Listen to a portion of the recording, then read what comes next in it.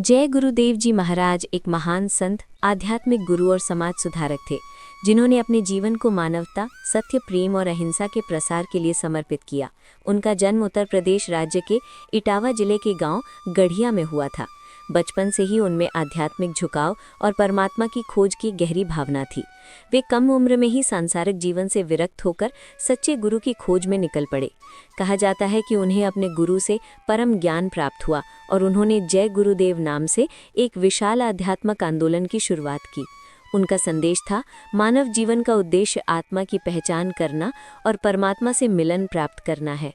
उन्होंने लोगों को मांस मदिरा से दूर रहने, सत्य बोलने, अहिंसा अपनाने और सच्चे जीवन मूल्यों को अपनाने की प्रेरणा दी।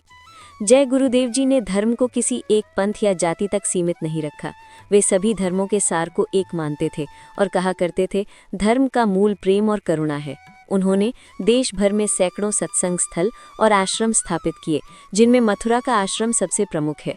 वहाँ हर वर्ष लाखों श्रद्धालु एकत्र होकर भक्ति, साधना और सेवा में भाग लेते हैं। उन्होंने समाज से नशा, हिंसा, भेदभाव और भ्रष्टाचार मिटाने का अभियान चलाया। उनका विश्वास था कि सच्चा भारत वही होगा जहां हर इंसान के भीतर मानवता और आध्यात्मिकता का दीप जले। उन्होंने शिक्षा और सेवा के माध्यम से समाज में शांति और एकता का संदेश फैलाया।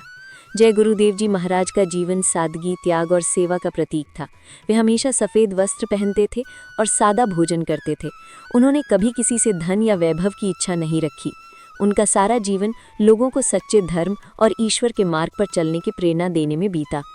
साल 2012 में जय गुरुदेव जी महाराज ने देह त्याग किया, परंतु उनके अनुयायी आज भी उनके आदर्शों और शिक्षाओं पर चल रहे हैं। उनके शिष्य और संगठन जय गुरुदेव धर्म प्रचारक संस्था आज भी उनके मिशन को आगे बढ़ा रहे हैं।